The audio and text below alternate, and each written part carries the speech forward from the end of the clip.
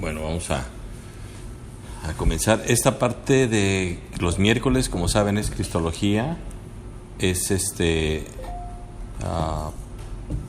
un día que le dedicamos al estudio de una doctrina y empezamos con la Cristología. Entonces, vamos a orar, por favor. Señor, gracias por este tiempo y gracias por la oportunidad de convencernos de que tu palabra es perfecta, tu palabra es pura y es suficiente para entender y conocerte en cuanto a lo que tú quieres que de ti sepamos. Y gracias por la vida de Jesucristo, que no solamente es alguien que vino al mundo a morir como cualquier persona, sino que eras tú hecho carne para poder ser el sustituto de nosotros en la segunda persona de tu Trinidad, que es Jesucristo. Te damos gracias y ahora te pedimos que nos dé sabiduría para explicar lo que vamos a ver. Amén. Miren,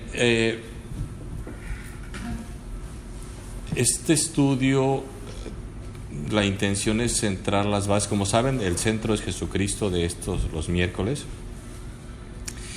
Y uno de los temas que a mí me emocionan mucho es la oportunidad de ir desmenuzando, si se me permite la expresión. Creo que la palabra que más me gusta es espigando en la Biblia lo que nos va enseñando de Jesucristo. Porque una vez, cuando empezamos esta serie, procuramos hacer una pregunta inicial, que era ¿por qué es importante? Y te la voy a hacer a ti, Rosy, después a Esmeralda. ¿Por qué crees que sea importante estudiar sobre Jesucristo?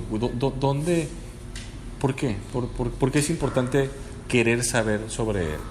Desde tu perspectiva, desde tu experiencia.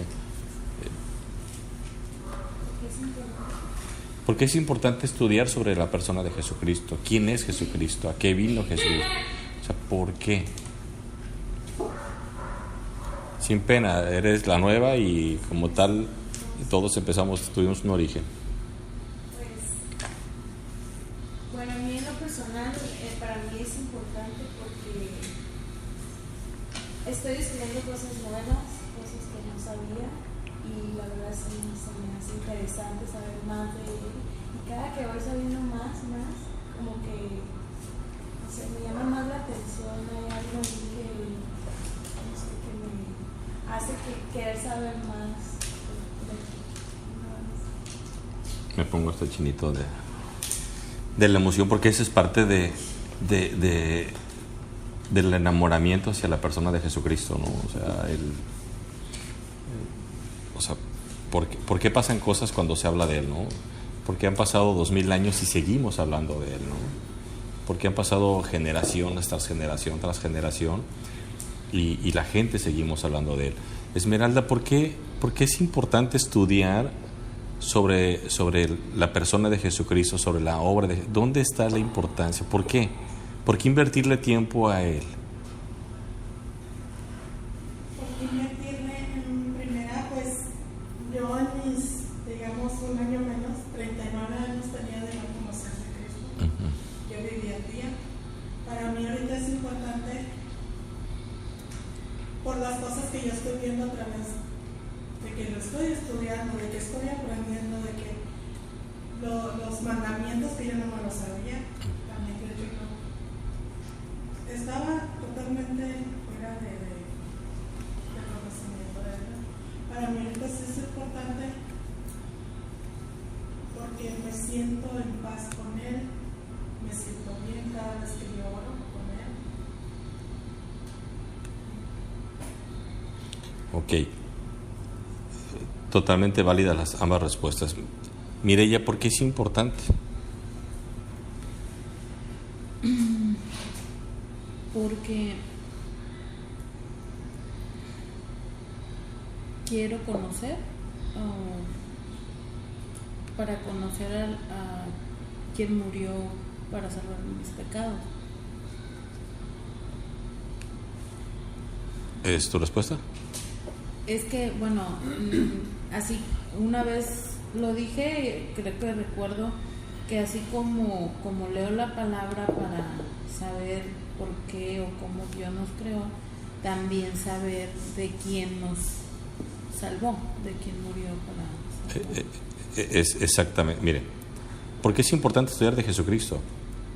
Porque si vamos a confiar en Él, si estamos depositando nuestra vida en Él, pues hay que conocer a quién se la estamos dando. O sea, la Biblia se va a encargar de demostrarnos que es Dios, que es el Hijo de Dios. Entonces, si vamos a... O sea, es como si ahorita le dijera a Rosy y a Esmeralda, miren, vamos a caminar por el hueco que está en la alberca y no nos vamos a caer, ¿no? Y capaz de que me dicen, a ver, pues tú primero, ¿no? Entonces, si Jesucristo es lo que la Biblia dice que es, pues vamos a ver cómo nos lo va a demostrar. Entonces, si yo le voy a confiar mi vida eterna a Él, si ahorita yo voy a como dice Rosy, a leer y me doy cuenta que leo y me enamoro más de Él, o Esmeralda dice, ahora conozco más de Él y pasan cosas que antes no pasaban, y Mireya dice, pues porque quiero saber quién es el que murió por mis pecados. Ese es el centro. Yo siempre les he dicho, lo más poderoso que tiene la Biblia, aparte de que Cristo la leyó, porque era el Antiguo Testamento lo que leyó, porque Cristo habló del Antiguo Testamento, lo más valioso también es el poder que tiene para transformar vidas. Todo el tiempo tenemos nosotros que ver cómo somos probados para saber qué tan transformados vamos siendo a la imagen de Jesucristo. Ahora, lo estamos viendo a través de los evangelios. Hoy vamos a ver un poquito tanto de historia como lo hemos estado viendo, pero a la vez vamos a ver versículos.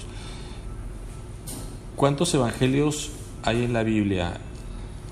¿Usted sabe cuántos evangelios? Ok. Esmeralda, ¿cuántos evangelios hay?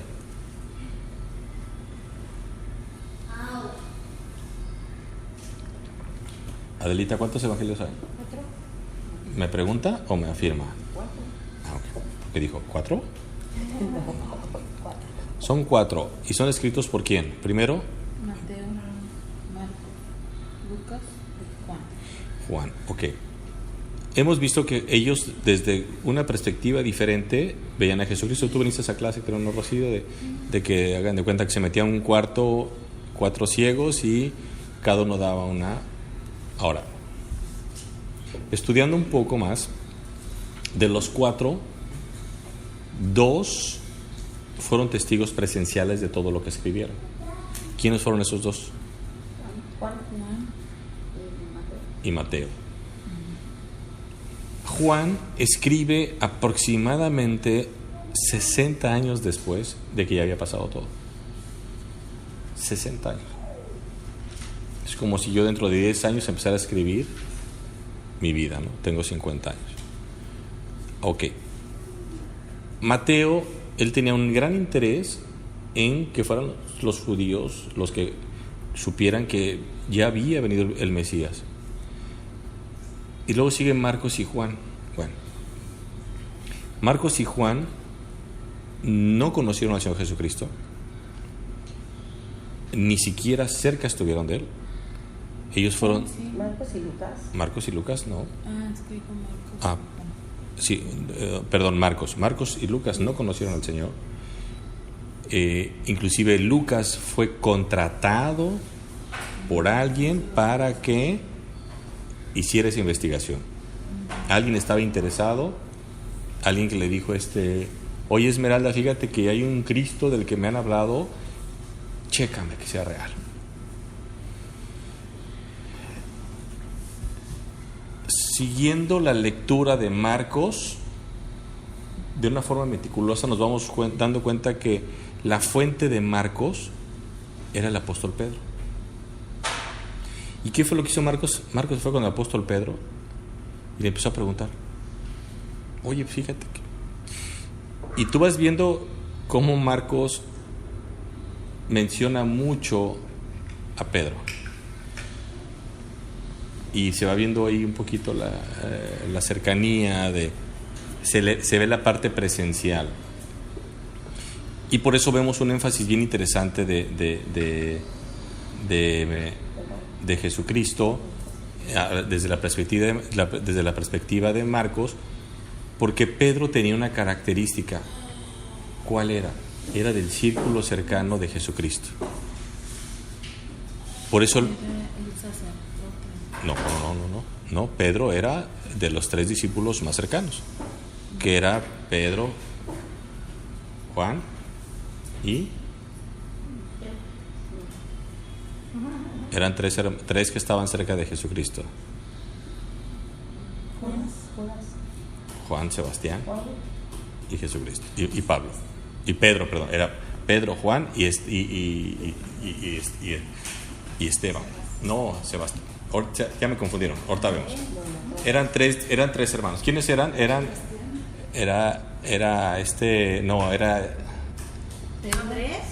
Andrés, Pedro y Andrés, Pedro y Juan. Ellos eran. Cierra. Ya, hay que enseñarte a cerrar. Entonces, esa parte es bien importante entenderlo. Era Juan, su hermano, y Pedro, los que estaban cerca de Jesús. Y entonces Marcos empieza a contar cosas de Jesucristo bien interesantes. ¿Por qué? Porque su fuente era Pedro. Y hay un cambio totalmente radical en lo que la historia habla de la fuente de Lucas. ¿Quién era la fuente de Lucas? ¿Quién era la fuente de Lucas? Lucas no iba a preguntar él a las personas. Se cree que la fuente principal de Lucas era María. Por eso empieza el Evangelio con la genealogía de María. Entonces, la fuente de Lucas era María. Y le empieza a contar cosas de Jesucristo interesantes. De hecho, las narraciones de Cristo son interesantes. ¿Quién es el que narra cuando Cristo se pierde a los 12 años? Entonces, todas esas cosas eran las fuentes. Nadie podía hablar de Jesucristo más que María antes de que empezara su ministerio público. Y es hermoso porque lo que cuenta María de ella es increíble, porque son sus pecados de María. Yo lo abandoné, o sea, se me olvidó en una fiesta, ¿no? Y lo dejó un día perdido a Jesús, y luego lo recupera hasta el tercer día. Entonces, ya dejando esa base de la importancia de conocer al Cristo de los Evangelios, vamos a ir ahorita ya sobre algunos versículos que nos van a ir llevando de la mano a entender quién era ese Jesucristo y por qué era tan importante lo que estaban diciendo las personas. Recuerden que el Cristo escúchenme esto, no me explico, me lo dicen, el Cristo de los Evangelios, o lo que se dice de Cristo en los Evangelios, es completamente diferente a lo que se dice el Cristo de las epístolas. Porque en los Evangelios hablamos de un Cristo vivo, en las epístolas hablamos de un Cristo resucitado. En los Evangelios vemos a un Cristo que es el Hijo de Dios, el Mesías, el Salvador, el que vino a morir por todos. En los Evangelios, en las cartas, hablamos de un Cristo que ya resucitó en poder, ya venció a la muerte, ya se conocen muchas cosas de lo que Él dice, de lo que Él hizo, de lo que después el apóstol Pablo les revelado. Y entonces tenemos que empezar a comprender así a Jesucristo. Yo pido perdón porque llevamos 14 minutos, no hemos leído ningún versículo, pero no hemos hablado más que pura Biblia, ¿no? Esa parte quiero que la dejemos bien clara. No estamos haciendo una introducción de películas ni de acción, no, estamos hablando de la historia de Jesucristo, que solamente está en la Biblia. Cuando nosotros empezamos a entender el por qué los apóstoles no querían, ningún evangelista quería que se empezara nada de la obra de Jesucristo sin conocer a Jesucristo, fue lo mismo que hizo Moisés. La gente cree que Moisés escribió el Génesis cuando estaba empezando su ministerio. No, casi al morir es que Moisés empieza a escribir el Antiguo Testamento por una sola pregunta que se hacían los judíos: ¿y quién es nuestro Dios? Esa era la pregunta que los judíos no podían responder. ¿Quién es nuestro Dios? Porque vamos con los egipcios y todos saben el Dios Sol, la Dios, y todas eran historias inventadas. De Jehová no había ninguna historia. De Yahvé no había ninguna historia. Entonces dijo Moisés: permítame tantito, yo te voy a explicar quién es. Y Dios, adelante. ¿No será tan parte de que hasta en ese momento, a esa edad de Moisés, fue que se le dio la palabra escrita? O sea, lo que pasa es que recordemos que Moisés, ¿de dónde saca a Israel? ¿Y qué era entonces? ¿qué era aquí? Israel. Esclavos. Eran esclavos. Entonces, si eran esclavos, ¿de quién eran dueños? ¿Quiénes eran sus dueños? Los egipcios. ¿Y entonces a qué Dios tenían que servir? Al Dios de los egipcios. Es hasta que Moisés los saca, los congrega en el desierto, y entonces les dice: nosotros somos una nación, y ese Dios que mandó las plagas, ese Dios que hizo esto, que todo lo que hizo para Faraón, que abrió el mar, de ese Dios les voy a hablar. Y porque no lo conocían, porque no había una prueba de Dios hacia ellos como esa generación. Por eso Moisés les dice: no, pues déjame te platico cómo empezó todo. Pues todo empezó porque, y empieza a hablar del Génesis 1:1, y empieza, y después les dice: bueno, y esto que ven ahorita, ven estas piedras que parecen... ¿Quién ha ido por la carretera nueva al aeropuerto? ¿Quién la ha tomado? No. Miren, no sé si hayan puesto atención, pero muchas de las piedras enormes que están allá, que no movieron, que la carretera no las tocó, parecen piedras de río. Y no hay una sola explicación de por qué en toda la creación hay sedimentos de corales, de almejas, de conchas, en montañas a 2,000 kilómetros, a alturas que no podían haber llegado en esas cantidades. Bueno, son argumentos del diluvio. Perdón, no sé si sale fuera de lugar la pregunta, pero yo vi en la televisión que contaron el arca de Noé. No, y quita los signos de interrogación de tus dedos. De arriba ya de una... En el monte Ararat hay un libro que se llama Yo encontré el arca de Noé. ¿Y si es Noé? Sí, lo que pasa es que la Biblia dijo dónde está el arca.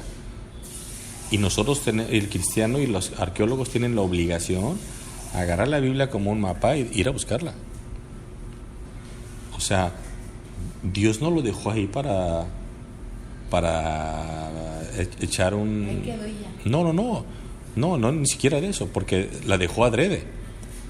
¿Por qué la dejó adrede? ¿Y por qué sí dejó el arca? Bueno, es bien interesante.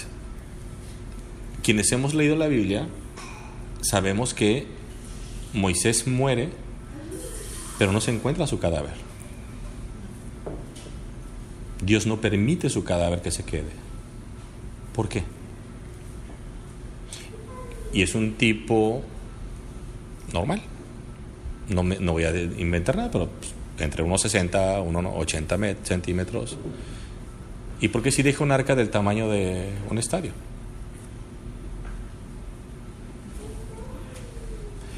Porque Moisés representa... Dilo. No, es que iba a decir algo. Dilo. No estoy segura. Porque no fue raptado. No fue raptado. No. La razón por la que Dios no deja a Moisés es muy clara. Por cuestiones de idolatría. Por cuestiones de que lo iban a idolatrar su cadáver. Por esa simple razón. ¿Por qué? Porque Moisés era un gran hombre de Dios, que hoy en día áreas importantes de Israel son peleadas simplemente por ser territorio donde Jesucristo anduvo, donde Abraham estuvo. ¿Se imaginan tener los huesos? Yo aquí tengo los huesos de Moisés. Por eso no tenemos las tablas tampoco de los 10 mandamientos.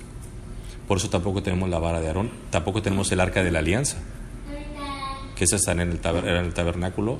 Dios dice no. Hoy en día se siguen vendiendo astillas de la cruz de Jesucristo, ¿no? Porque, y no son verdad, por supuesto, pero es el chantaje idólatra del corazón, no digo de nadie, no quiero ofender a nadie, del corazón del hombre. Y Dios dice no, y no deja a Moisés. Entonces, era importante para Israel decir, bueno, ok, ¿quién es nuestro Dios? Y Moisés se encarga de eso. Bueno, los evangelistas se encargan de decir, les voy a hablar quién es este Cristo. Y este Cristo resucitó, y por eso cuando les da potestad, que lo estamos viendo en Mateo, les da potestad sobre la muerte, dice, y resucitarán muertos a los apóstoles, solamente a los apóstoles. Lo único que sucede es decir, sí, porque yo lo vi. Y entonces cuando Pedro resucitaba a un muerto, le decía, ¿viste? Sí, Pedro, eres lo máximo. No, por el poder de Cristo lo resucité. A Él dale la gloria. Por eso la gente creía en Jesucristo, porque decían, si este es el de los apóstoles, porque lo que les dijo se los cumplió, les prometió que les iba a dar poder y se los dio. Por eso el mensaje de Pedro en Hechos capítulo 12 es de los evangelios, de los mensajes más poderosos que van a oír en la Biblia. ¿Y de quién es ese mensaje? De un hombre que hacía 41 días, 43 días, lo había negado. Ese es el amor de Dios. Un hombre que había negado a Jesucristo, 43 días después, vamos a Hechos capítulo 2, da el mensaje más poderoso que la Biblia. Aún no creo que haya un discurso más poderoso que ese. Tengo duda, permítame, tengo duda. No te asomas a ver si no es el hermano René, porque a él le ladran mucho los perros, perdón.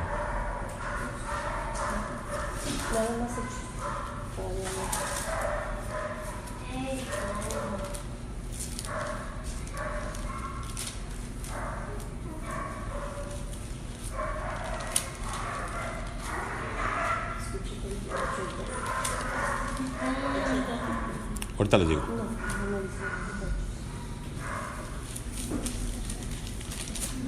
Hechos capítulo 2, versículo 14.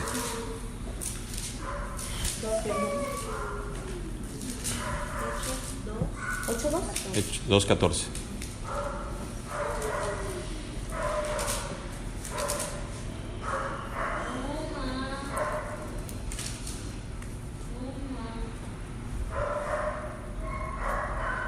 Ok. Hechos capítulo 2, versículo 14 dice...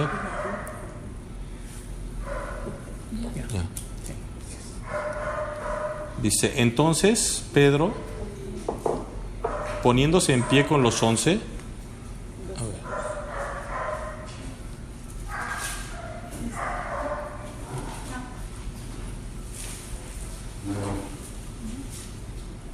Hechos 2:14 dice, ya. Entonces Pedro,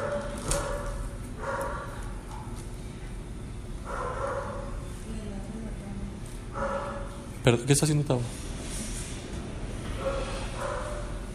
Dice, entonces Pedro, poniéndose en pie con los 11, alzó la voz y les habló diciendo, y empieza su discurso: varones judíos y todos los que habitáis en Jerusalén, esto os sea notorio y oíd mis palabras,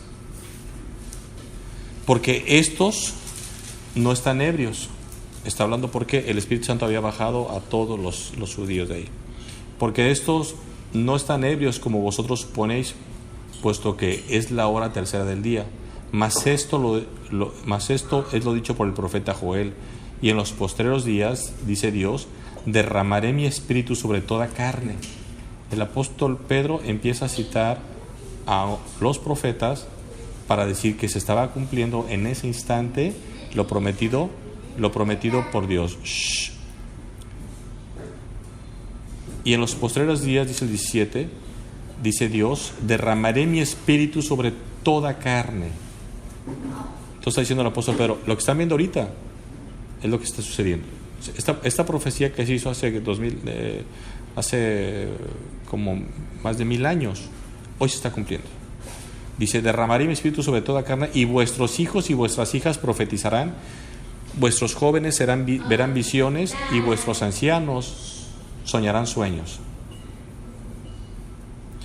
Y de cierto sobre mis siervos y sobre mis siervas en aquellos días derramaré de mi espíritu y profetizarán.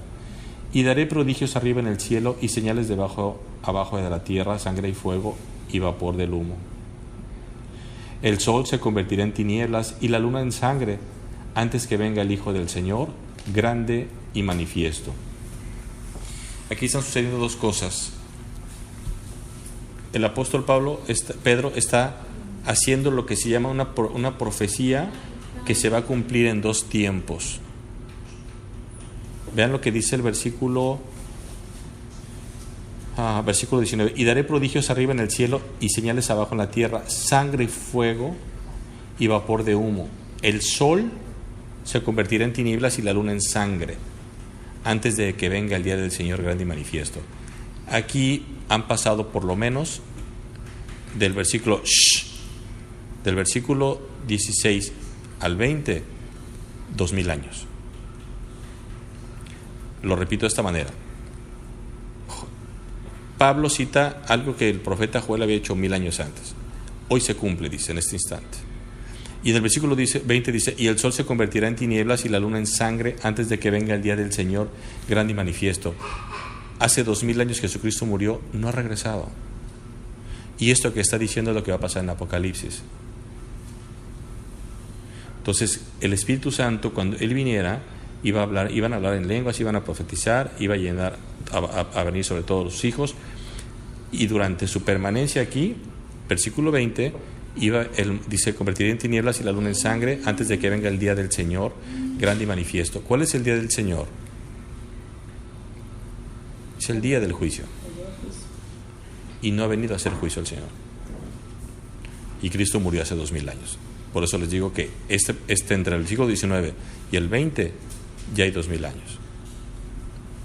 Versículo 20 es lo que se llama profecías que son presentes y escatológicas. Y todo aquel que invocare el nombre del Señor, ¿qué le va a pasar? Será salvo. Es bien importante que Silvia lo entienda, que usted lo entienda, Señor. No es por obras. No es por obras. Es creer en el Señor Jesucristo. Ahora, ¿cómo hay que invocar el nombre del Señor? Es bien importante entender.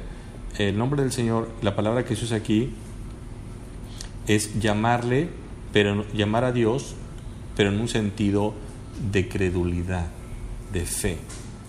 Es decir, Señor, yo sé que te necesito. Miren, en la mañana estaba estudiando porque me llevé un estudio en el carro todo el tiempo. Y era bien interesante entender la importancia de cómo Dios ha decretado. El hombre no decreta. Esas tonterías que oyen afuera en todos lados son puras tonterías que no tienen. ¿Por qué digo tonterías? Porque no tienen base bíblica. No porque yo crea que son tonterías, sino porque no tienen base bíblica. Pero ellos dicen que sí y no lo demuestran. Bueno, tenemos que tener algo bien claro. Dios decretó que algunas cosas van a suceder de cierta manera, punto. Ejemplo, Rosy está dando clases de corte de cabello. Ella sabe que si agarra un cabello de aquí a la mitad y le pasa la tijera y la cierra, se va a caer el cabello. Eso se llama ley de la gravedad. Punto. Ella no la corta y dice, ay Señor, que corte el pelo, que corte el pelo. No. ¿Me explicó? ¿Por qué? Porque Rosy confía en que el proceso de las tijeras, el filo de las tijeras, cuando cierre las tijeras, todo ese proceso que ya ni siquiera lo piensas, simplemente lo haces, ¿qué es lo que tiene que pasar? Pues lo que tienen que hacer las tijeras, cortar el cabello. ¿Y qué tiene que hacer el cabello al estar libre? Pues caer al piso. Son leyes que Dios dio. Y no dice, hoy la gravedad, quiero que... No, la gravedad va a ser siempre así. Y tú eres una regadera, te metes al agua y dices, espero que por hoy sí me moje. Bueno, estamos hablando de Lomzapas y si vaya a haber agua, pero de eso no estamos hablando, ¿no? Pero si tienes cisterna, sí va a haber. ¿Sí me explico? O sea, no dices, híjole, a ver si hoy es el día en que el agua moja, porque el otro día me quemó, ¿no? O el otro día me secó el agua en vez de mojarme. No, hay leyes que ya no se van a mover. Por eso cuando Pedro camina sobre el agua, ¿qué es lo que hace? Rompe una ley. Por eso hablamos de que Pedro camina en el agua, porque rompió una ley. Entonces, ¿a dónde quiero llegar con todo esto? Bueno, Dios decidió, versículo 21, que si invocares el nombre del Señor serás salvo. Punto. No te dice, pórtate bien. Adelante. Pero una ocasión me dijo, una bajo la mano. Sí, pero existe cosas. No es por obras, claro está. Claro, pero gente puede decir, pues yo lo invoco, o sea, yo digo Dios, y voy a una iglesia católica, invoco, entonces, y no es porque quiera decir como una religión exclusivamente, pero existe como otras cosas. No, lo que pasa es que una cosa es a lo que yo le llamo invocar y otra cosa es a lo que Dios le llama invocar. ¿Qué significa? Es clamar a Él creyéndole. O sea, es un aspecto de... es como, por ejemplo... Pues, es como cuando decimos, por ejemplo, que, pues, Señor, perdona mis pecados, o sea, lo estás invocando, estás hablando con Él, estás confesando tus pecados, estás arrepentido. Me imagino que eso se siente, ¿no? Que es invocar el nombre del Señor. No, el Dios no se lleva por sentimientos ni por emociones. Dios ve el corazón. ¿Por qué? Porque puede haber gente poco emotiva, pero hablando verdad. Ejemplo, miren, es como yo, por ejemplo, decirle a mi esposa, de veras, mi amor, nunca te voy a ser infiel. Y se va a la tienda y entra por la cochera una muchacha, ¿no? Yo se lo dije convencido y con sinceridad, pero no con verdad. Bueno, no con sinceridad, más bien con convicción, porque la convencí. Pero mi corazón no estaba... Entonces, si tú vas a invocar a Dios, dice Dios, invócame y yo voy a saber que me estás invocando. Es como la madre a los hijos, ¿no? Que por eso los conoce. En griego significa llamar, apelar, pero con un aspecto de convicción. Miren, es que ese es el gran tema, Tavo. Estas son cosas que por eso Cristo dijo, el trigo y la cizaña van a crecer juntos, ¿eh? No las cortes, porque se parecen muchísimo. Espérate a que crezca la cizaña y ya sabrás, porque la cizaña crece más que el trigo. Entonces, toda la que sobresale es cizaña, no te preocupes. Entonces, de repente se nos olvida que Dios lo que ve es el corazón. Por ejemplo, todo lo que dijo ahorita Jenny tiene una característica. Tiene una sola característica. Nada de lo que dice Jessica yo le creería que lo hiciera nadie que no invoque al Señor. O sea, lo que dijo Jessica, solamente lo vas a hacer. Hay un teléfono por ahí, ¿no? Ok. Solamente lo vas a hacer a solas si realmente vas a invocar a Dios. A lo mejor en público invocamos a Dios aquí todos, pero cada quien está pensando en que al ratito juegan las Chivas contra la América, o de que iba ganando ahorita los Yankees 4-2, pero a solas. Si invocas a Dios, sí lo invocas, eso sí lo creo. Yo lo entiendo de que hay que ser transparente, uno mismo primero, ¿sí? En cualquier cosa que uno hable y haga. Lo que pasa es que no es transparencia, señor, es delante de Dios ser genuino. ¿Sí? Delante de Dios es decir, miren, ejemplo ahorita, y dije, lo voy a contar, y es que a mí me gusta contar mis pecados y me gusta contar lo que Dios hace en mi vida. Espero que no oiga mi esposa este audio. No sé qué broma le iba a hacer hace rato, estábamos Abraham y yo, le iba a hacer una broma. Ay, mamá, córrele porque no guardé los cepillos de dientes. Sí, entonces hagan de cuenta, le iba a hacer una broma a mi esposa que yo sé que no debo de hacerle, que le molesta. No, y gracias a Dios, y lo digo para gloria de Dios, por primera vez me frené, porque dije, no tengo por qué desestabilizar a mi esposa. En otro tiempo esa voz ya la había escuchado, y, ay, no importa, no pasa nada. ¿Me explicó? O sea, es bien bonito cuando, y por eso se los cuento para gloria de Dios, ¿no? Porque en otro tiempo, y otro tiempo no me hablo de hace 10 años, o sea, hablo de antier tal vez. Ay, pues es una broma, ¿no? Y hoy por primera vez dije, miren, otra cosa. Creo que lo conté en un estudio. Mi esposa estaba aferrada a poner las lavadoras aquí acá atrás. Y no se puede. No se puede, ¿por qué? Porque por error los arquitectos hicieron un poco más chico el garage. Y si pone ahí las lavadoras ya no entra en la camioneta. Entonces, la verdad estaba aferrada. Le dije, no, la vamos a poner allá afuera. Hice toda la preparación y un día en la mañana le iba a decir al maestro de obra, dile tú, por favor, que no había forma de ponerla acá. O sea, yo le iba a inducir a mentir a Dile que allá no se podía, aunque ya había dado la instrucción, ¿me explicó? Y gloria a Dios, tampoco le hablé al maestro, ¿no? Y son de esas cosas que yo las comparto, que son chiquititas, porque de repente, o sea, aquí no lo voy a decir, oré por un carro y yo ahora tengo 3, y eso no existe conmigo, ¿no? El punto es que veamos las grandes cosas de Dios desde una perspectiva que nosotros somos muy pequeños, y para Dios somos muy grandes. Son muy grandes, ¿por qué? Porque somos sus hijos. Entonces regresamos al mensaje de Pedro. Dice el 22, varones israelitas, versículo 22. De Hechos, ¿verdad? De Hechos 2. Varones israelitas, oíd estas palabras. Y es bien importante. Pedro se dirige ¿a quién? A los israelitas. ¿Por qué a los israelitas, Jenny? ¿Por qué los israelitas? ¿Por qué a los israelitas, Tao?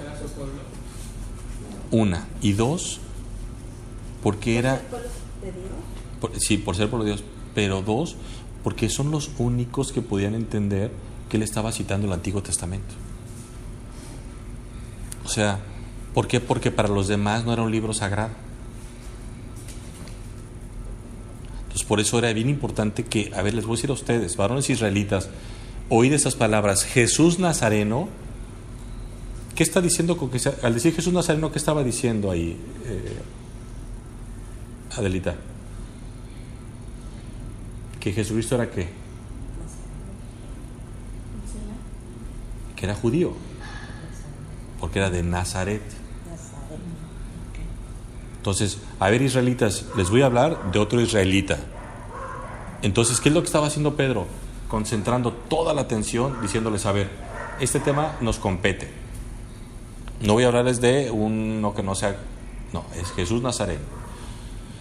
Varón, y empieza a decir cosas hermosas, varón aprobado por Dios entre vosotros, con las maravillas, prodigios y señales que Dios hizo entre vosotros, por medio de él,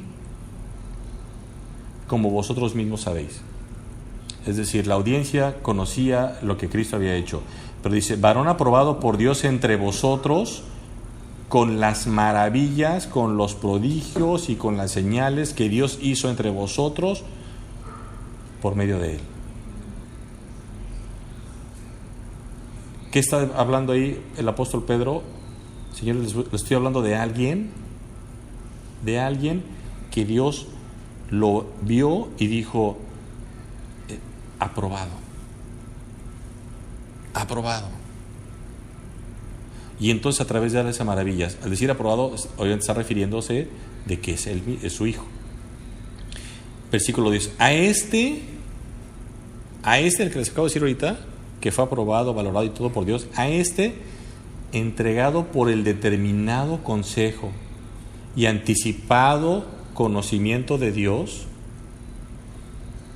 a este prendisteis y matasteis por manos de inicuos, crucificándolo. Los judíos, ¿cómo mataban, Tabo? A pedradas. Es decir, lo mataron y ni siquiera con nuestras tradiciones. Ni siquiera como Dios dijo que matáramos a las personas. Lo mataron como si no fuera uno de los nuestros. Lo mataron como un ladrón. Al cual, pero vean qué hermoso, repito el 23, creo que no se dieron cuenta de algo increíble. 23, a este entregado por el determinado consejo y anticipado conocimiento, ¿de qué? De Dios. Es decir, ¿los hombres lo mataron? Sí. ¿Dios sabía que iba a morir Cristo? Sí. ¿Dios fue sorprendido cuando Cristo lo murió? No. Prendisteis y matasteis por manos de inicuos crucificándole. Pero vean qué curioso, ¿a quién está culpando? A ellos. ¿Y quiénes eran ellos? Los israelitas. ¿Y qué había pasado con los israelitas hace segundos atrás?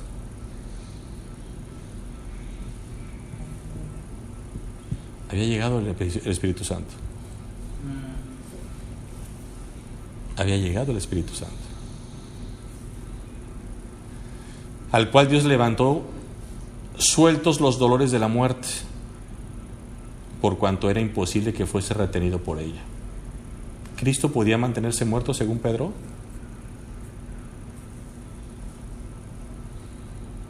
¿Cristo podía quedar muerto según esta? ¿La muerte lo podía haber retenido? No. ¿Por qué? Entonces, perdón. Dale. Entonces es por eso que ellos pudieron entender el mensaje. Clarititito. Siempre me pregunté eso. Clarititito. Porque, bueno, más adelante ya viene una pregunta hermosa de parte del pueblo. Ahorita, cuando lleguemos a esa pregunta me detienes, ¿sale? Suelto los dolores de la muerte por cuanto era imposible que fuese retenido por ella. La muerte no vencería a Cristo. Recuerden, hay algo bien importante. Nosotros tenemos que aprender una cosa. Cristo podía pecar aquí en la tierra. No. Y ese es un tema de mucho debate, el cual hay dos escuelas. Hay dos escuelas muy fuertes. Una que dicen que Cristo no pecó porque era Dios. Y otra escuela que dice que Cristo no pecó porque no podía pecar. Y eso es lo que yo creo. ¿Cristo fue tentado? Sí. ¿Podía pecar? No, porque es Dios. Porque no tiene la naturaleza pecaminosa. Oye, Rubén, espérame entonces, ¿por qué dice la Biblia que era igual a nosotros? Era idéntico a nosotros, como el primer Adán, ¿se acuerdan? Adán era un hombre sin pecado. Dios, Cristo, no olvidemos que Cristo no es menor a Dios Padre. Es idéntico al Padre y idéntico al Espíritu Santo. Cristo no vino a demostrarnos que podía vivir una vida sin pecado.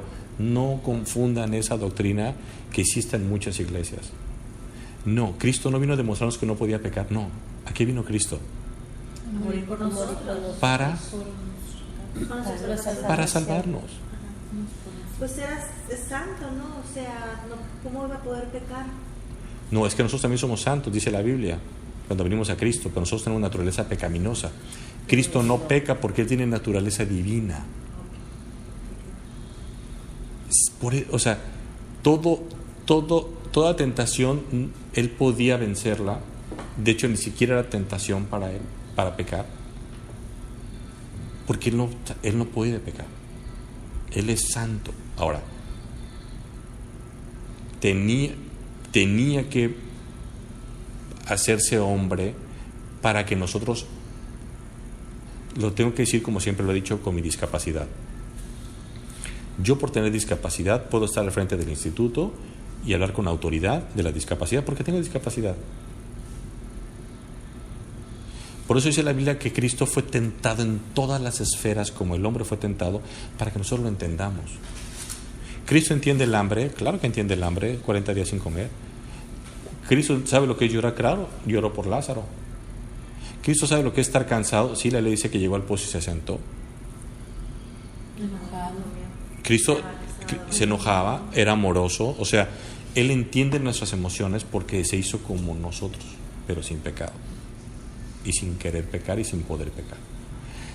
Y uso la palabra sin poder pecar porque eso sí es verdad. Él no puede pecar porque en su naturaleza no hay pecado. Él es luz. Por eso, ¿y cuál es la naturaleza del diablo? Como dice el apóstol o es Jesucristo, dice, cuando habla mentira, de sí mismo habla, porque Él es mentira. Satanás es mentira, es su naturaleza. Entonces, nosotros, su servidor como escuela, mi escuela es clara y definida. Cristo no peca porque no puede pecar, porque es Dios. Su naturaleza no conoce el pecado. Punto. No es un aspecto de que Él podía vencer al pecado. No, porque el pecado no es tentación para Dios. Porque cuando Cristo se enfrentó a Satanás se enfrentó a Cristo en el desierto, no era una lucha de iguales.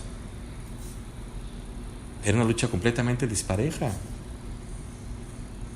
Era Dios contra Satanás. No era una lucha de poderes, no era una dualidad, no era el yin y el yang, esa barbarie que han inventado. No. Era una pelea desigual, por supuesto. Satanás es una creación de Dios. Dios es el creador. Pero Dios usa la maldad de Satanás para tener en los hombres esa oportunidad de escoger entre el bien y el mal. Siéntate, ya te vas a caer. Está cabeceando ahí Rocío. ¿No? Versículo 25. Y ahora de Joel, ahora se va a otro profeta, a David. Porque David dice de él, ¿quién es él? Cristo. Veía al Señor siempre delante de mí, porque está a mi diestra, no seré conmovido.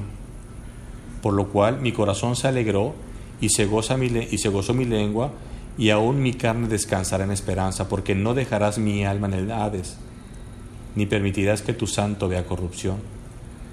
Me hiciste conocer los caminos de la vida, me llenarás de gozo con tu presencia. Varones hermanos, se os puede decir libremente del patriarca David que murió y fue sepultado, y su sepulcro está con nosotros hasta el día de hoy, y lo señala seguramente. Pero siendo profeta, y sabiendo que con juramento Dios le había jurado que de su descendencia en cuanto a la carne se levantaría el Cristo para que se sentase en su trono, viéndolo antes, habló de la resurrección de Cristo, que su alma no fue dejada en el Hades, ni su carne vio corrupción. A este Jesús, es la parte más hermosa, dice Pedro, a este Jesús resucitó Dios, de lo cual todos nosotros, yo creo que señaló a los 500, porque recuerden que la Biblia dice que se apareció a María, luego a los 11 y luego a más de 500 personas. A este Jesús resucitó Dios, de lo cual todos nosotros somos testigos. Así que, exaltando por la diestra de Dios y habiendo recibido del Padre la promesa del Espíritu Santo, ha derramado esto que vosotros veis ahora. Porque David no subió a los cielos, porque él mismo dijo el Señor a mi Señor, siéntate a mi diestra, hasta que pongas a tus enemigos por estrado de tus pies. Sepa pues ciertísimamente toda la casa de Israel, que a este Jesús, a quien vosotros crucificasteis, Dios le ha hecho Señor y Cristo. Al oír esto, se compungieron de corazón y dijeron a Pedro y a los otros apóstoles: varones hermanos, ¿qué haremos? ¿A eso te referías? Versículo 37 otra vez. Al oír esto, se compungieron. En griego esa palabra significa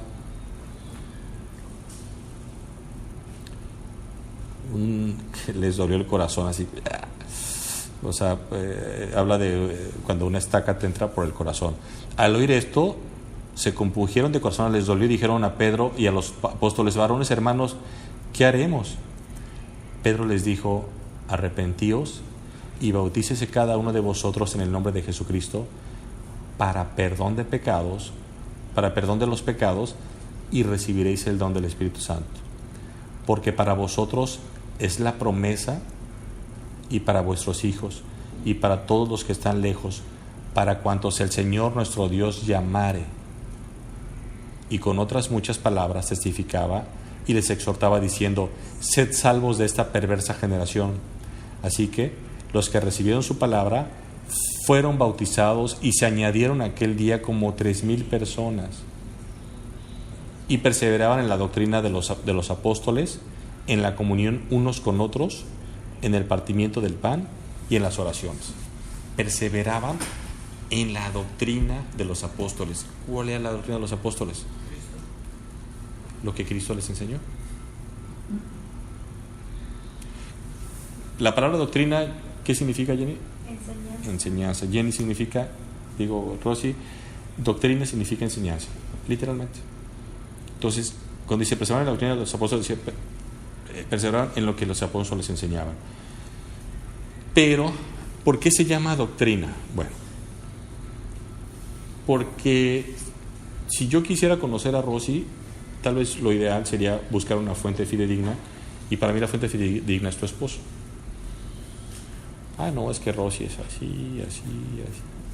Entonces, todo lo que va a decirme de tu esposo de ti es doctrina. Pues mira, por ejemplo, a Rosy no le puedes pedir nada antes de las 9 de la mañana porque toda está como leona todavía, ¿no? Pero después de las 10 es un caramelo. No le puedes pedir huevos con tocino porque no le gusta el tocino. Pero si los pides con champiñones, entonces eso es doctrina. Entonces, eso ¿qué es lo que hace de nosotros? Bueno, cuando hay una fiesta sorpresa, ¿qué es lo que hace toda la gente? Oye, ¿qué le gusta a la persona esto? Hoy que todos tenemos hijos, ¿y qué le decimos? ¿Qué le gusta a tu hijo? ¿No? Va a ser su cumpleaños, ¿qué le gusta a tu hijo? ¿No? Para no regalarle algo que no le gusta. Los apóstoles decían: mira, Jesucristo enseñó esto. Y yo me estaba, en estos días, tenía 2 días pensando en una figura y dije: se la voy a decir al grupo el sábado, pero se lo voy a decir de una vez. Ayer le enseñaba a Tavo, tenemos un hermano en común. Ojo, esto que voy a decir lo voy a decir con mucho respeto, pero es verdad, pero es con mucho respeto. Todas las personas tenemos cierta patología, ¿no? O sea, las personas con estos rasgos son así, casi todo.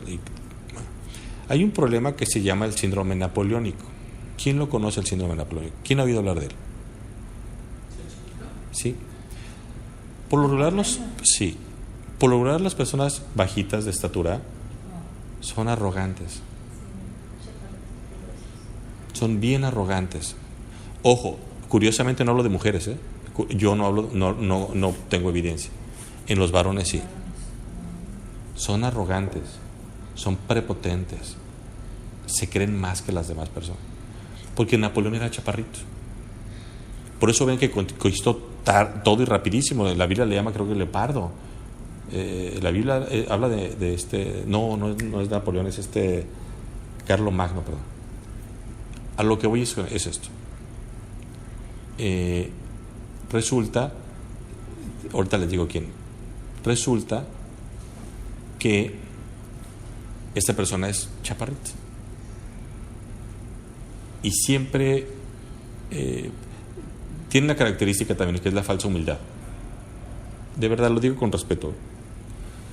Entonces yo le mandaba un mensaje ayer donde ciertas cosas que le había solicitado, como no somos de la misma iglesia, él empezó a mostrar inmadurez y prepotencia sobre mí, bla, bla, bla. Entonces le dije una carta y se la mandé el mensaje a Tavo por respeto. Le dije a Tavo, mira, esto le escribí a él porque quiero que sepas cómo pienso, ¿no? No lo que me contestó, de hecho no me ha contestado, no nada que me haya dicho adelante, sino lo que yo le dije. Y le comenté a mi esposa, ¿no? Y le dije, es que mira, yo me imagino, me dice mi esposa, bueno, qué bueno que le dijiste eso, porque a fin de cuentas es nuestra obligación decir a las personas las cosas como son, pero no las cosas como yo quiero que sean o como yo creo que deberían de ser, sino como la palabra de Dios dice, porque a fin de cuentas solamente podemos sufrir vituperio cuando es por causa de Cristo, no por causa nuestra. O sea, si yo soy grosero con el Señor, bueno, Él tiene todo el derecho a faltarme el respeto. Pero si Él me ofende porque yo le predico el Evangelio, ahí estoy sufriendo por Cristo. ¿Sí me estoy explicando?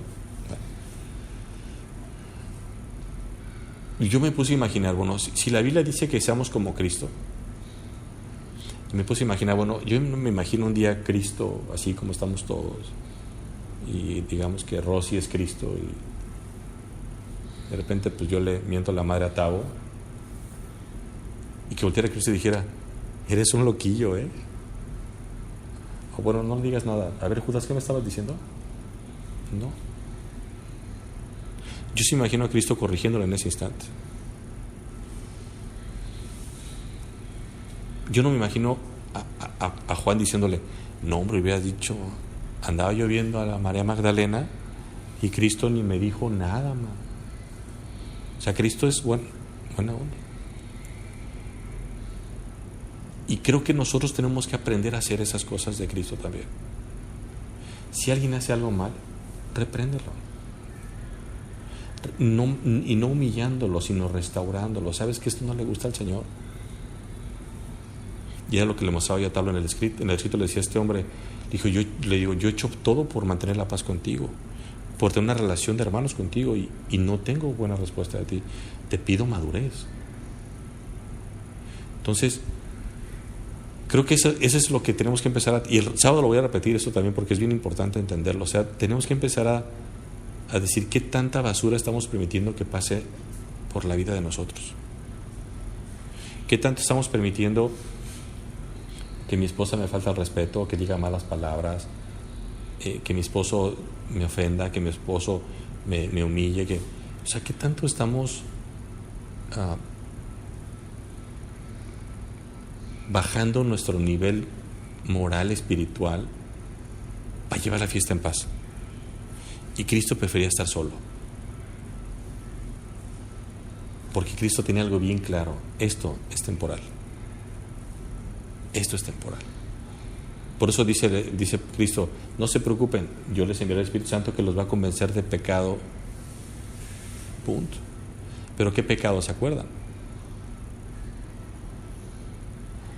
Por cuanto no creíste en mí. Así acaba la frase. De ese pecado nos viene a convencer el Espíritu Santo. De las groserías, no. Por cuanto no creíste a Cristo. Pues no, que no le creíste a Cristo, eso, que mentir era pecado. Que mirar a las mujeres con falta de respeto era pecado. Que no perdonar era pecado. Por eso yo les decía, y lo repito, ser impuntual es pecado. ¿Por qué? Porque tú diste tu palabra de llegar a las 5:30 y no estás llegando. ¿Y qué es lo que hace ahora la gente? Pues ya no doy mi palabra, así ya no peco. Entonces cuidado, porque esas cosas parece que son pequeñas, pero son bien grandes. Son bien grandes. Entonces, Oye, Rubén, pero no hay que ser exagerados. Es que yo prefiero ser exagerado en la santidad que ligerito en el pecado. Hay algo que yo he visto o que he aprendido, y creo que lo he comentado con Rosy, de las personas que ven el fútbol. Gol, gritan, se tiran, creo que se lo comenté yo. Fanáticos. Justin Bieber, se jalan de los cabellos, pero eso está bien. Pero creer en Dios, estar orando en el día, leyendo un poco la Biblia en las tardes, diciendo, no digas grosería, no me gusta. Eso, ya, qué fanática eres. Terrible, loca. Terrible. ¿Por qué? Yo prefiero ser fanática de Dios. Pero ¿por qué? La pregunta yo otra vez, ¿y por qué ellos hacen eso? ¿Los del fútbol o los que te dicen? Lo que te digan cualquier cosa. Que no tienen a Dios en su corazón. Yo no sé si lo tengan o no lo tengan, digo apenas ellos, pero yo me refiero a eso. Porque De gritar. No, está mal lo que acabas de decir. Es más fácil. Está mal lo que acabas de decir. Es más fácil. No, espérame, está mal lo que acabas de decir. ¿Qué dije, María? Que haya ellos. No, porque si la Biblia, por sus frutos lo conoceréis.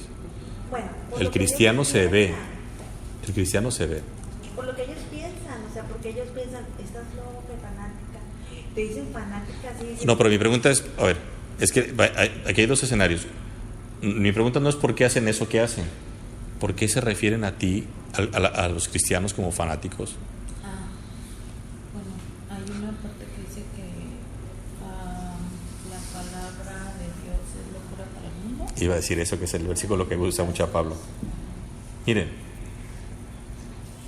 es increíble cómo las personas, yo ni le llamara fanáticas porque no son fanáticas, son tontas, pero, ¿qué dice el apóstol Pablo? No, así éramos nosotros. A lo mejor no en el fútbol, pero a lo mejor tú sí en tus cortes de cabello, a lo mejor tú no en el fútbol, pero tú sí haciendo tus cosas. ¿Me explico?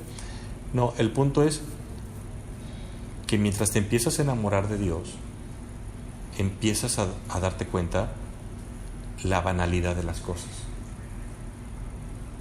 Y es bien bonito, porque volteas y dices, miren, o sea, el día, yo se los he dicho en el grupo varias veces, el día que ustedes volteen y digan, es que yo sigo igual que antes, entonces ahí sí te digo lo que tú dices, sí, pues yo también lo veo. Acepta a Cristo.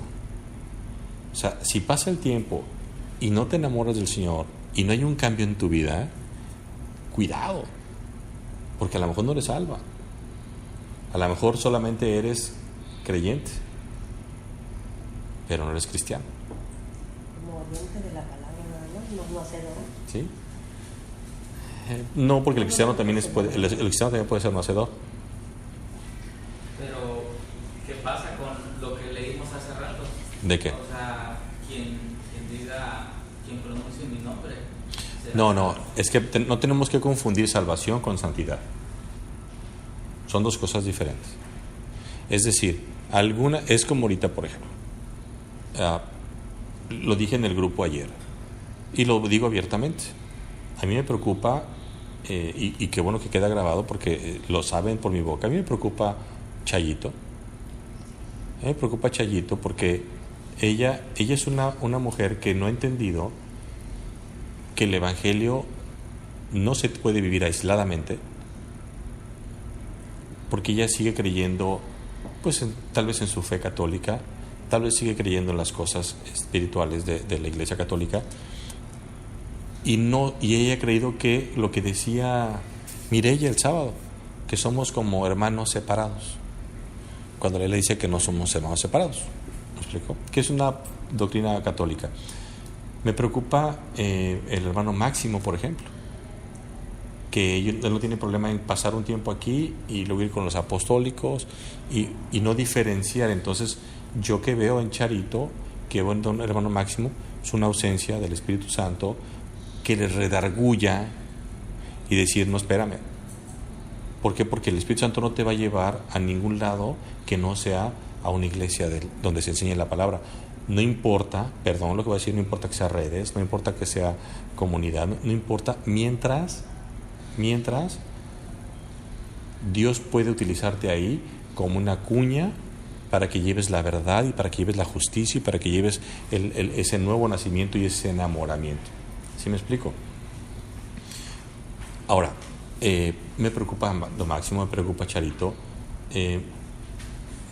Creo que son los que más me preocupan. Me preocupa Flor, mi cuñada. Me preocupa mucho, me preocupa su mediocridad ante el Señor, su falta de pasión, su falta de compromiso. Pero se lo he dicho, por eso no tengo plan de dejarlo grabado. ¿Mandé? Tú me asustas. Tavo, tú me asustas. Me preocupa Mario, tu esposo. Me preocupa su falta de compromiso hacia venir a los estudios de una forma esforzándose, negociando en el trabajo. Déjame entrar más tarde, me preocupa que llegaba ya y se dormía, por más cansado que estés, ¿me explico? Entonces, no, entonces, eso, ahora, ¿qué hay que hacer? ¿Correrlos? No. Yo por mí sacaba del chat a más de 4. Eso no tengo ningún problema, porque a mí no me interesa llenar este grupo de gente que no está enamorada de Dios. No estoy diciendo que iban agarrándose el pecho y no, estoy diciendo que estén enamoradas de Dios, que cuando abra su boca Rosy, yo quiera escucharla porque sé que Dios me va a enseñar algo. Aunque Rosy me diga, Rubén, fíjate que me faltaba para el pan y mi marido ese día le dieron más propina o lo que sea ahí, y trajo, wow. Eso es lo que uno necesita animarse. Mi esposa hace rato hablaba de que le decía a Jessie, pues no tenemos ventas ahorita. Y pasando, dice, 5 o 10 minutos hablaron para pedir 90 pantalones. No sabemos si se lo van a comprar, no, pero son esperanzadores. O sea, es Dios, ¿no? Mireya, no tenían otra vez dinero y se encuentra Mario 100 pesos en el baño y no lo cuenta, ¿te acuerdas? Con un gusto. Entonces yo sí vi el enamoramiento de Mario cuando comenzó en Cristo. ¿Qué fue lo que pasó? Se van apagando. ¿Por qué se apaga la gente? Porque no le cree a Dios. No le cree. Y lo más terrible, ¿por qué digo que no le cree? Mira, si yo empezara a decir, es que a mí no me pasan las cosas que le pasan. Perdón, la pereza, por pereza o... Sí, el problema es que... No enamoramiento, sino... Bueno, No, Mireya, yo te puedo asegurar que cuando andabas de novio... No se dormía y no le importaba tomar 2-3 peceras para ir a tu casa. Pero tú conoces a ese Mario enamorado. O sea, tú recuerdas lo que decía Mario por ti y tuvo sí, no, es verdad. O sea, yo cuando tenía novia, yo no tenía problema en tomar 2 peceras para ir a verla. No me importaba. Tú cuelga, no, yo cuelga, no, tú cuelga, no, tú cuelga. Y colgó la mendiga. ¿Me explico? Por ella, como que tiene su esposo. No, hable de usted. No, de ella, le estoy hablando, como dice, porque no, a lo mejor ella no lo anima pues a leer. Pero no. El hombre es la cabeza el hombre es la cabeza de la casa. Y yo ya se lo dije a Mario, ¿cierto o no? El hombre es la cabeza de la casa. O sea, Dios le va a demandar a Mario, a ti, a tu esposo, el no haberte enseñado a ti la palabra de Dios, se lo va a demandar. Oye, Rubén, pero no sabía. Era su obligación llevar a ti y a tu hijo a la verdad. Entonces, si nosotros no empezamos a darnos cuenta y empezamos a decir, es que yo no quiero que, por ejemplo, que nadie de ustedes imite a Flor. No, por supuesto que no. Y yo sí quiero que imiten a Mireya. Y yo les puedo contar historias de Mireya. A esta mujer que está ahí atrás, yo la amo, Esmeralda, y para mí es un regalo del cielo, Esmeralda. Y de verdad, ¿por qué? Porque son mujeres que van luchando, pero no con sus fuerzas, sino con el hambre de decir, aquí dice, Señor, que tú tienes planes para mí. Yo la acabo de leer. Entonces, Mireya dijo algo bien feo, y la mejor forma de entenderlo es lo que dice la Biblia. No, y ¿sabes qué? Es bien importante que tú sí vayas con y no solamente tú. Mire, por ejemplo, vamos a Proverbios.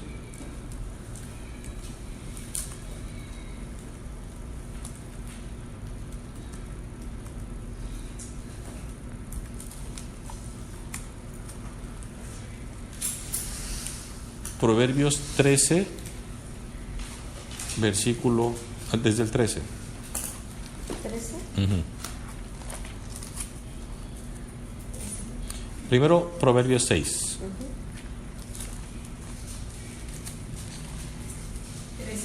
Primero el 6, perdónenme. Proverbios 6, perdónenme. Y de ahí vamos a ir al 13.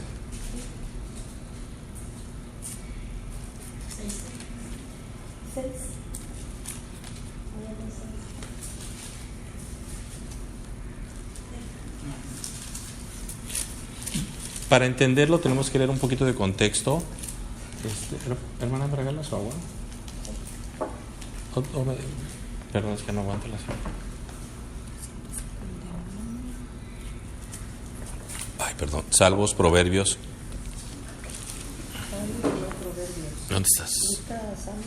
No, aquí. Ahí está. Proverbios 13, ahora busca el número 13, está el 24. Dice, el hijo sabio... ¿13 o 6? 13. El hijo sabio recibe el consejo del padre. Proverbios 13. ¿O dijo 6? O sea, dijo 6 y no dijo. Pero también corregí. ¿Capítulo 6? No, capítulo 13. Ah. Y después vamos a... ¿O dije 6? Sí. Perdónenme, sí. Hijo, se ve que no hay perdón en este grupo. Yo creo que no. Y pues dije... Ok, versículos 1, ya que andan muy picudos. Proverbios 6. Proverbios 6.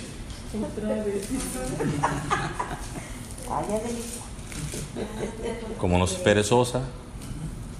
Dice, hijo mío, si salieres fiador por tu amigo, si has empeñado tu palabra a un extraño, te has enlazado en las palabras de tu boca.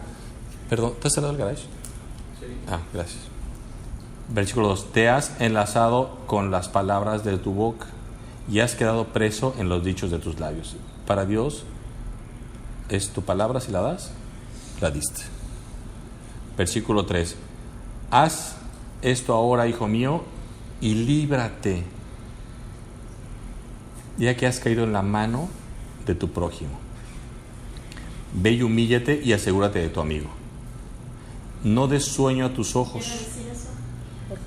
Que si vas a dar tu palabra, la tienes que cumplir. Sí, pero es esta siempre le he querido entender y lo he buscado y preguntado. Pues con esa actitud de que te equivocaste, por eso a Dios no se la... Por eso no. ¿Cómo pues? Por eso cuido mi lengua de hablar con usted para que no... Mire, dice desde el 1, hijo mío, si salieres fiador de tu amigo, por tu amigo, fiador, o sea, que das, yo firmo por usted. Si has empeñado tu palabra a un extraño, te has enlazado con las palabras de tu boca, es decir, tus bocas, o sea, ya...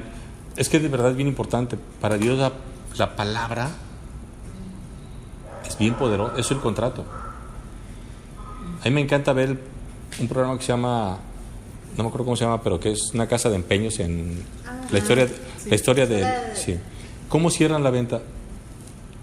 ¿Le explica el objeto? No, con una mano. Está en la mano. De hecho le dice, aquí le quiere dar 5,000, dice ok, 4,000 y la recoge la mano. Porque sabe que al dar la mano ya se comprometió. Le dio la palabra. Entonces, pero para Dios es la palabra. ¿Por qué la palabra? Porque la Biblia, ¿qué es? La palabra de Dios. Dice, te has enlazado con las palabras de tu boca y has quedado preso en los dichos de tus labios. O sea, lo que dijiste es lo que tienes que cumplir. ¿Hasta ahí va bien? ¿Sí? Ahora, por eso, haz esto ahora, hijo mío, y líbrate, ya que has caído en la mano de tu prójimo. O sea, ya lo que dije, o sea, el contrato que firmaste con tu boca ya está en propiedad de Jenny. Ahora, ¿de qué manera ve y humíllate ante tu amigo? Rómpelo. Y asegúrate, dice. Rómpelo. O sea, Cumple la regresas. palabra. No está diciendo. No estoy diciendo que la cumple. O sea, no, pero ¿cómo? Ve y dile, ¿sabes qué? No quiero ser fiador de ella. No quieres ser No quiero ser fiador de ella. Fiador. Porque se está hablando del que fía la palabra. O sea, ¿sabes qué? Yo prometí que por la hermana Panchita, pero es que si ya fue fiador un ejemplo, ya se enlazó. Sí, por eso, pero si la otra persona no está cumpliendo, libérate. Y di, ¿sabes qué? Es cierto, yo era el fiador, pero esta persona se resultó ser un irresponsable. Y realmente yo caí en una trampa yo le creí a ella que iba, yo creí que ella me iba a pagar y no va a pagar. Pero dice que queda preso. No creo que sea ese contexto, porque dice, y asegúrate de tu amigo. O sea, es decir, que sigue siendo tu amigo, y humillarte pues es cumplirle a tu amigo. No, porque dice el 3, haz esto ahora, hijo mío, y líbrate.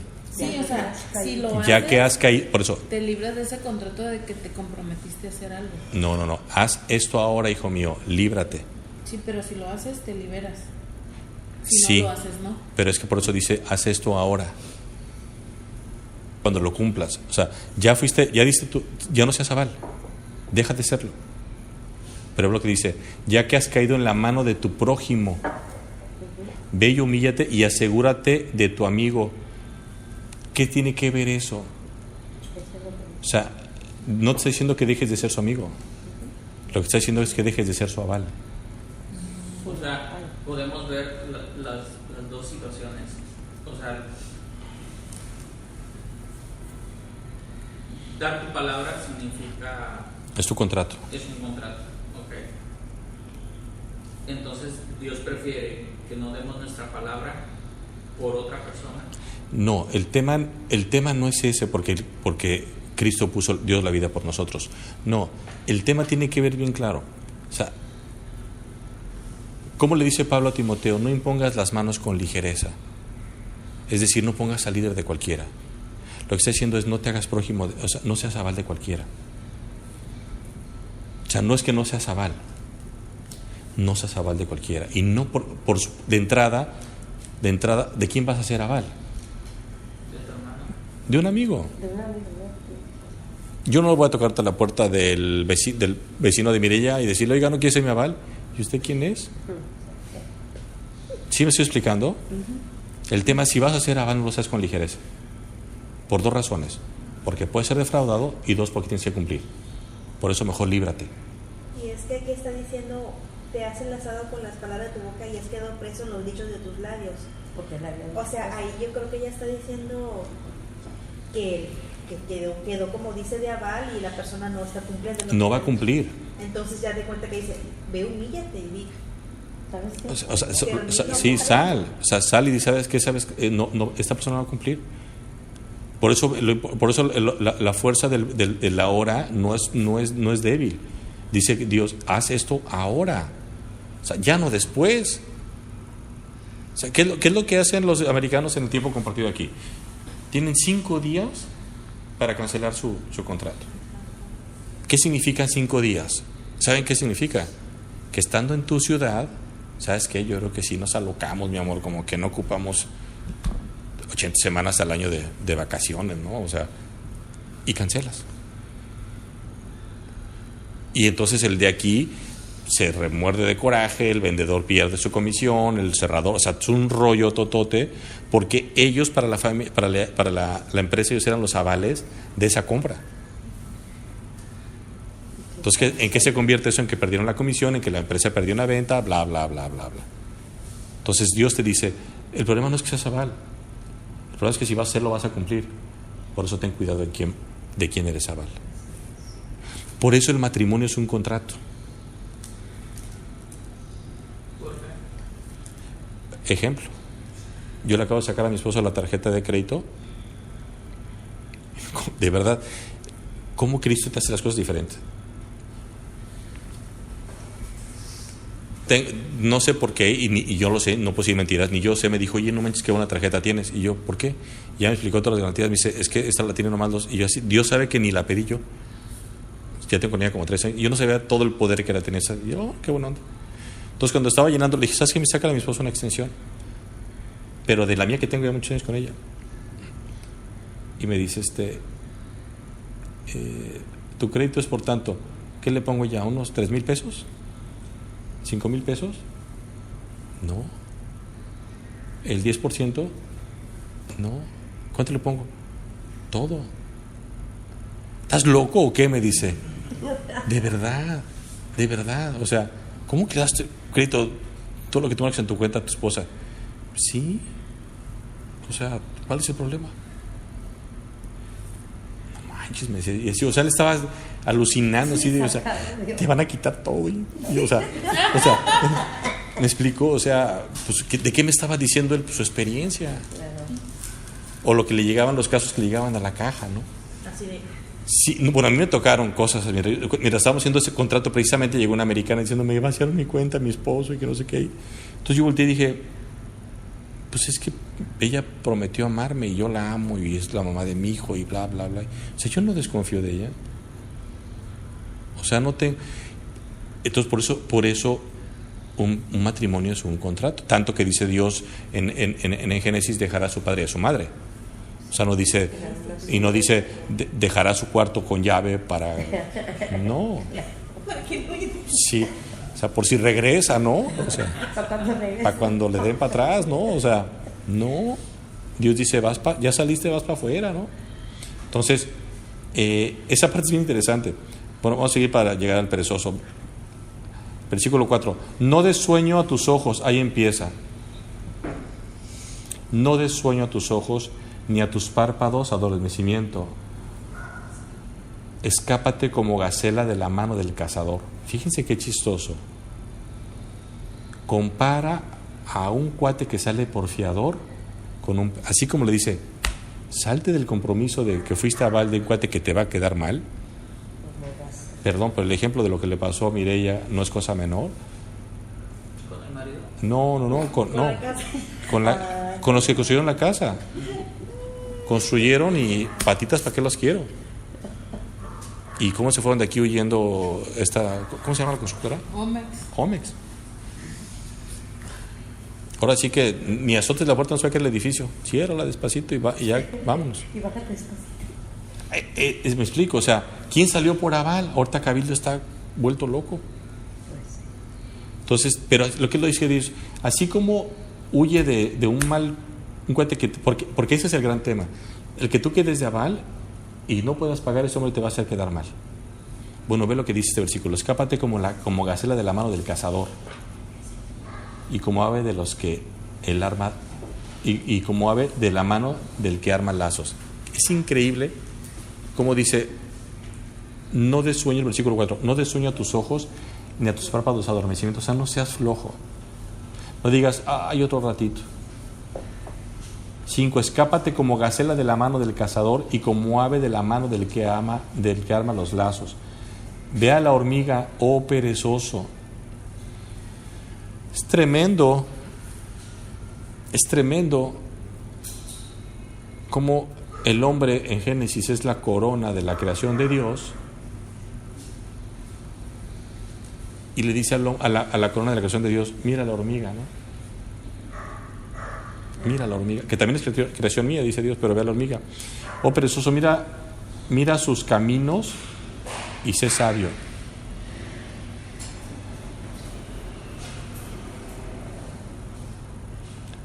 La cual, no teniendo capitán la hormiga, ni gobernador, ni señor, versículo 8, prepara en el verano su comida y recoge en el tiempo de la siega su mantenimiento. Perezoso, ¿hasta cuándo has de dormir? Es una característica. Y vean lo chistoso. ¿Cómo les llaman hoy en día a los perezosos? Que duermen mucho. Está deprimido. Ahora se llama depresión. Está deprimido. ¿Qué es eso? Yo creo que es tu hijo. Estaba acostado. Perezoso, ¿hasta cuándo has de dormir? ¿Cuándo te levantarás de tu sueño? Un poco de sueño, un poco de dormitar y cruzar por un poco las manos para reposo. Así vendrá tu necesidad como caminante y tu pobreza como hombre armado. El hombre malo, el hombre depravado, el que anda en perversidad de boca, que guiña los ojos, que habla con los pies, que hace señas con los dedos. Perversidades hay en su corazón, anda pensando el mal en todo tiempo, siembra las discordias. Por tanto, su calamidad vendrá de repente, súbitamente será quebrantado y no habrá redimido. 6 cosas aborrece Jehová y aún 7 abomina su alma.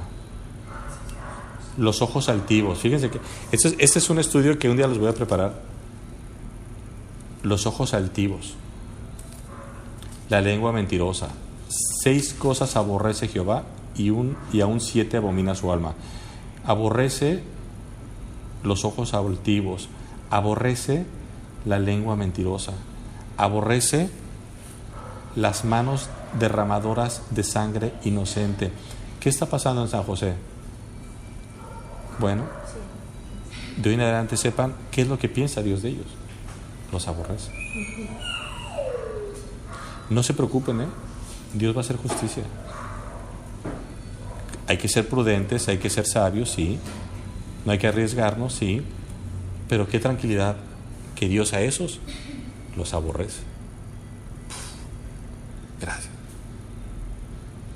¿Y qué dice el mundo? Mira qué bien les va a estos carrazos, casas. El homicidio que se cometió en Sinaloa, en Culiacán, el de las 2 chicas de Guadalajara. No, pero yo hablo de los de San José. No, pero escucha esto. 2 chicas de Guadalajara una es asesinada y la otra es herida. El cártel de Sinaloa para la medianoche ya había asesinado a las 3 personas y envían un mensaje diciendo de que no van a permitir que suceda porque las autoridades van a meterse y van a encontrar otras cosas. Y entonces es increíble el pensamiento de las personas, porque de 100 respuestas o posteos que se hicieron, el 90% agradece al cártel de Sinaloa por haber hecho lo que hizo y que padrísimo, y wow, son lo mejor y todo eso, ¿no? El otro 10% está indignado con las autoridades, pero es lo mismo. O sea, ahorita ves lo que sucede allá y la gente dice, wow, o sea, qué padre, porque mataron a un violador, porque mataron a esto. Y tristemente así como gente creyente también poniendo así como, ay, qué padre, ¿no? O sea, qué bueno que hicieron ellos esto, ¿no? O sea, cómo está equivocada la idea. Lo que pasa es que donde no hay ley, donde hay un vacío de ley, la sociedad lo llena. Y eso es una regla en todos los lados. Por eso la autoridad ha sido corrompida a tal grado que es muy difícil que se compongan. Pero qué bueno que eso está pasando. Y eso, perdón Rosy, tú no nos conoces, pero eso es esperanzador, porque la Biblia dice que como en los tiempos de Sodoma y Gomorra, como en los tiempos de Noé, así va a ser. Y esto que está pasando a mí me encanta, porque eso quiere decir que Cristo viene pronto. Y a mí sí me da ilusión que mi hijo crezca en este lugar donde se pone muy feo, pero que mi hijo es luz. Porque el problema no es llevar a mi hijo a la punta de la montaña, porque el problema no es la montaña, es el corazón de mi hijo apartado de Dios. Si mi hijo se aparta de Dios, va a ser peor que ellos. O sea, el problema del hombre está dentro del hombre. Por eso es lo que Cristo restaura, es el corazón, no la moralidad. A Cristo no le importa si dices una mala palabra, una grosería, si tu corazón no ha sido sanado, si él no ha sido restaurado. Cuando sana tu corazón, entonces tú misma dejas de decir malas palabras, pero porque no quieres ofenderlo a él. Él ya está ofendido con nosotros porque no hemos creído en él. Cuando creemos en él, las cosas son diferentes. Entonces, lo que dice Tavo es como en los tiempos de Noé. El hombre haciendo justicia por sí mismo, pero la motivación no es la justicia. La motivación es mostrar poder. Es sentir, yo tengo potestad sobre tu vida, Rosy. Yo tengo potestad sobre la vida de Tavo. O sea, eso es lo que la delincuencia está diciéndole a la gente. ¿Viste? Yo rápido encontré a los asesinos y tomé justicia. ¿Y quién dice que no se equivocaron? ¿Quién nos demuestra que es verdad lo que están diciendo? Es percepción. Dios conoce el corazón. Entonces, versículo 16, estamos leyendo cosas que aborrece Dios. Mire ya. Vamos a empezar otra vez. 6 cosas aborrece Jehová, versículo 16, y aún 7 abomina su alma. 1, los ojos altivos, la lengua mentirosa, las manos derramadoras de sangre, inocente. Vean qué hermosa característica pone, inocente. No dice cualquier sangre. El corazón que maquina pensamientos inicuos.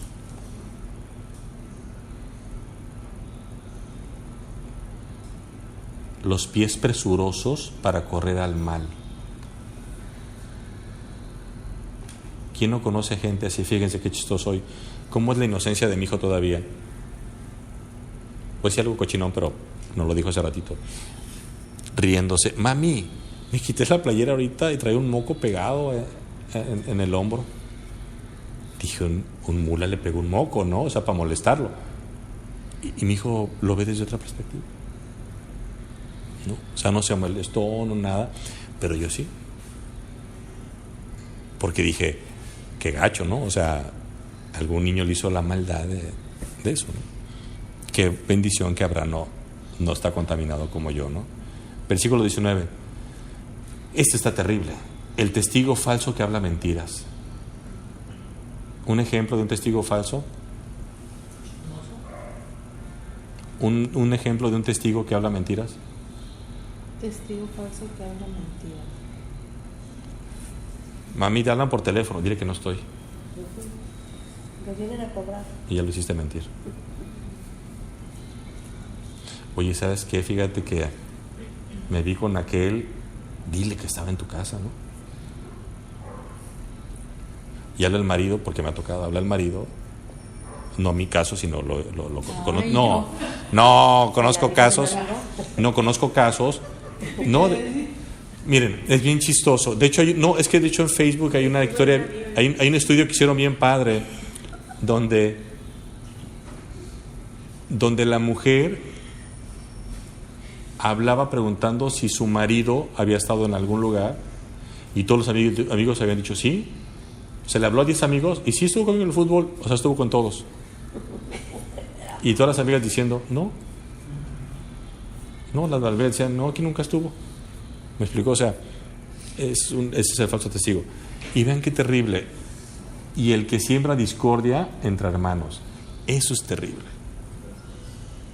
Eso es terrible. De hecho, estas 7 y el que siembra discordia es la séptima que dice, y aún 7 abomina su alma. O sea, ¿La del testigo falso? Fíjese, la discordia es... Ahorita se va Mireya, y si la vieron a Mireya bien, qué actitud tan pesada, ¿no? Y qué grosera, y vieron cómo se queda. Y eso es la discordia. En lugar de decirles, no, es que está visca, no se dieron cuenta. Ah, sí. Es chisme, ¿no? En contra Sí. de los hermanos. O sea, no es que no quisiera hablar, no. Por eso la bendición es hablar las cosas de frente. Ayuda muchísimo. A mí al principio me decía, es que a mí no me gusta. Miren, por ejemplo, la hermana Verónica también, en la lista de la que hablamos hace ratito, que ya no viene. Pero ella, yo les he dicho porque no viene. Y ella me dijo, es que no digas, es que tenemos que cuidar la iglesia de las cosas que hacemos. ¿Por qué no viene la hermana Verónica? Porque yo le dije abiertamente. Vero, mamá de Alan. Yo le dije, ella tiene un amigo homosexual que todo el tiempo está en su casa. Y los homosexuales, a los ojos de Dios, siembran discordia, son altivos, tienen muchísimos... ¿Por qué? Porque traen una decisión de decir, Dios, no me gustó como me hiciste, me quiero hacer mujer, punto. Y la mujer le está diciendo a Dios, no me interesa, no me gusta como me hiciste, quiero ser hombre. Te equivocaste. Entonces, yo le decía, hermana, usted tiene que alejar a este hombre homosexual de su casa, porque solamente malos consejos le va a dar. ¿Qué consejo le va a dar un homosexual? Y ella, y lo digo con tristeza, ella dijo, ok, lo haré. Y yo creo que pensó que el homosexual era yo, porque ella no regresó conmigo. Al que ya no lo fue a mí. Ya está de aquí. Nomás dijo amén, ¿no? Falta que diga Rubén, dijo lo haré, pero no dijo que homosexual. Te amo. Es broma. Tendremos que editar ese último pedazo del video. Vamos a terminar después de ese resbalón de Mireya. No, esa no fue discordia, esa fue cizaña. Es cizaña, ¿no? O sea, porque esa fue cizaña. Yo sé, vamos a orar. Señor, gracias por la vida que nos das y de verdad que seamos prudentes, que seamos diligentes, que no nos demos como, pero ¿por qué este hombre me tiene que decir lo que tengo que hacer? No, aquí nadie dice lo que tenemos que hacer, solo tú. Y por eso te pido que todos seamos obedientes por nuestro bien, por el deseo tan grande que te pido que pongas en nuestro corazón de amarte, de buscarte, de agradarte, de tal forma que nosotros también entendamos que eso es lo más hermoso, pintarte una sonrisa. Y que tú le digas a Satanás, mira, ya viste a mi hija Rosy, a mi hija Mireya, a mi hija Vicky, ya la viste, ve a Tavo, ¿no? Que Satanás diga, es verdad, se parecen a tu hijo. Gracias por mi hermosa esposa, por mi hijo y sobre todo gracias porque nos salvaste para una vida eterna llena de promesas. Por Cristo Jesús. Amén.